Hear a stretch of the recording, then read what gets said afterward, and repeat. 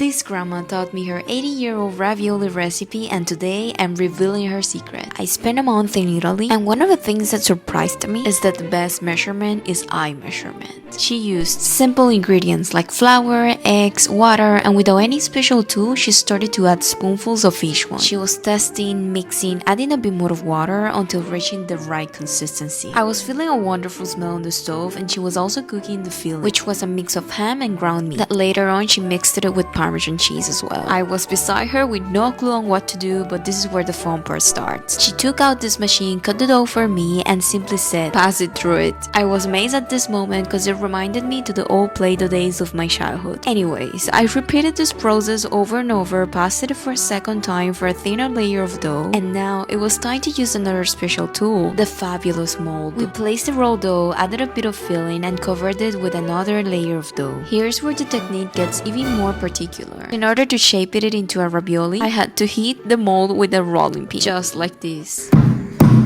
Yes, very unique. I was honestly getting hungry, better said, we were both starving. She even started to eat the filling alone. My hands were also a bit in pain, and she ended up saying, "We give the leftover dough to the hens." Desperately hungry by 2, she started to boil the ravioli, and at least was pretty fast. We were finally sitting on the table, each one with a full bowl of ravioli. We added some extra Parmesan cheese and olive oil, and now the awaited moment. The moment to devour this deliciousness, and guess what? It was heaven. I've never ever in my life tried something like this. Full of flavor, the consistency was fantastic, and the experience 10 out of 10. This recipe has been running in her family for generations, and I'm so glad I got to try it. Have you ever made pasta from scratch? Because